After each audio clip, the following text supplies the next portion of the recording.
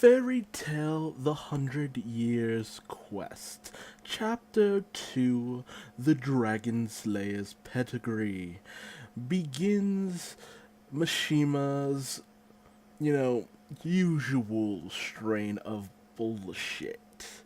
Or, I feel I am jumping the gun quite a bit there. I also have to kind of question, though, the fact that he's able to crank out so much in so little time. Dude, what dark sorcerer did you sell your soul to be able to crank out chapters like this?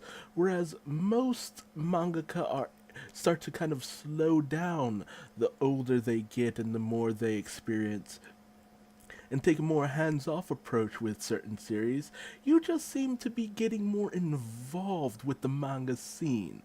So, Mishima, what kind of creature are you? But regardless, we continue on with our crew, Team Natsu, meeting up with this dragon. Um, and they all question the fact that he's the one handing out the 100 Years Quest.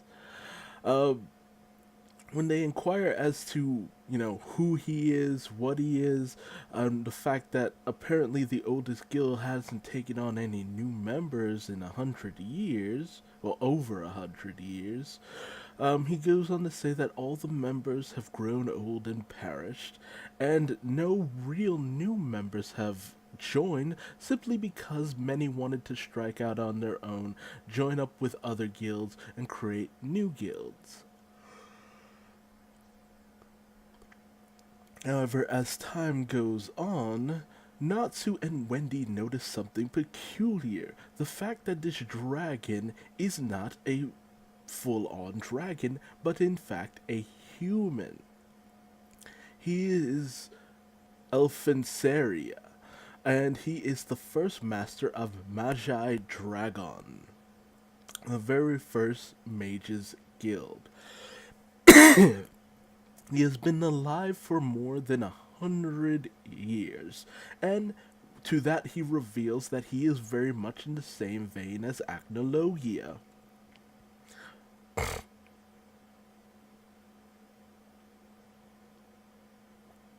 He had tried to practice dragon slayer magic, and eventually the result of doing so caught up to him, much like Irene and so on and so forth.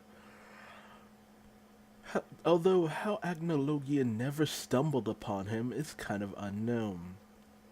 Agnologia had been around for a very long time, and while he did manage to kill several dragons, it seems very odd that he managed to miss both Irene and Elfinsara.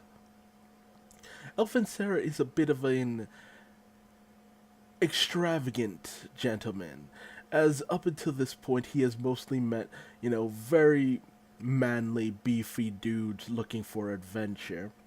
And he's happy to see Lucy specifically, as, a busty young lady is kind of hard to come by. Although he does remember Gildart's passing through, but he also notes that the fact that Gildart's barely came back in one piece.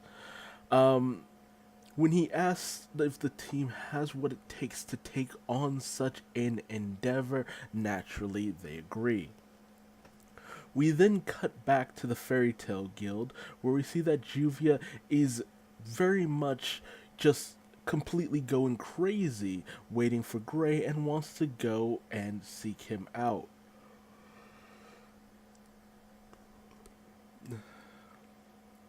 The young girl from before who had just joined up with Fairy Tale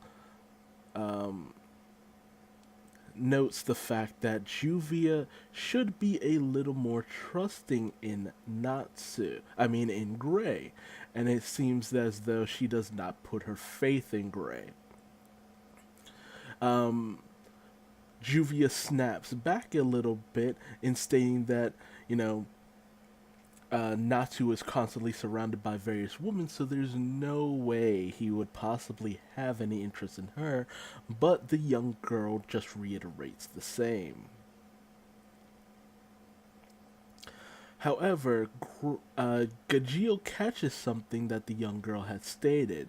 When listing off several girls that Natsu had been around, she lists Briar. Briar is a member of Avatar, which was the situation right after Fairy Tail had been temporarily disbanded. So this girl is definitely more than what she seems. But back at the Magia Dragon Guild, we come to find our heroes signing contracts stating that they would never speak about their quest. Lucy then has a bit of a flashback where Virgo, being unable to fully explain what she means, drops a little bit of a hint that reunion awaits her on the continent of Gilatina. So this gives Lucy a little bit of a clue that she may just be able to find Aquarius yet again somewhere out on this continent, which gets Lucy a little bit pumped up. It's nice to see a few more converging storylines here. Although the girl being back at the Fairy Tale Guild has me a little worried. I mean, I doubt anyone's going to die, but it makes me wonder what's going to happen to the guild.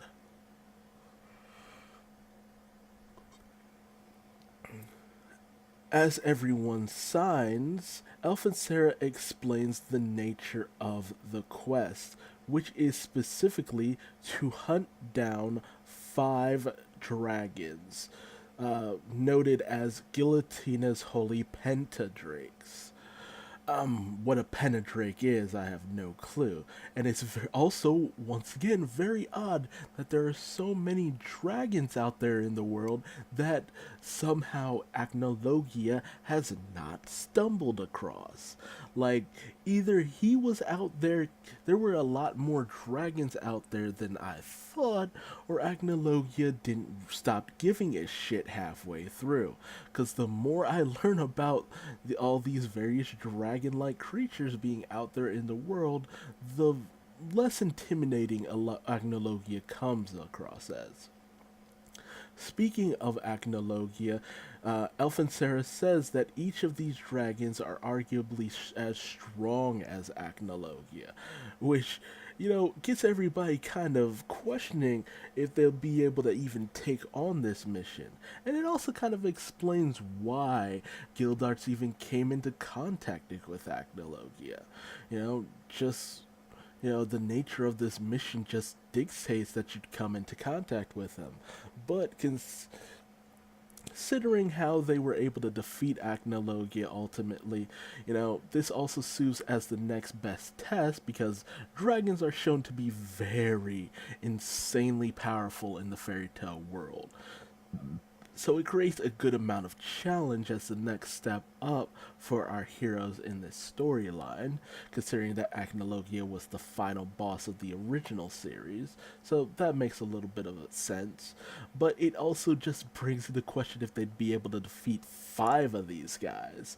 Not to mention, if they defeat these guys with no real losses or with no real struggle, with their usual Mashima fairy tale bullshit, it'll very much come off as a waste of a series. So, Mashima, you really gotta pull out all the stops here to really sell this. But naturally, Natsu is all fired up for going out and killing dragons, living up to his Dragon Slayer namesake. So overall, not a overly extreme chapter, just a lot of setup for things to come. The situation back at the guild with the new member who seems highly suspicious. The fact that our main cast will have to go out and challenge dragons as powerful as the final boss of the original series, it'll really put them to the test and cause them to really show their stuff, which I really hope is the case because, Fairy Tail just kind of needs to kind of show that it's not just all about the Nakama power. But hey, that's really all my thoughts on this subject matter. Tell me your thoughts in the comments below. If you liked anything I had to say about this chapter, feel free to leave me a like or even a dislike if, lets me know where I stand. And subscribe for more fairy tale. Let's get fired up.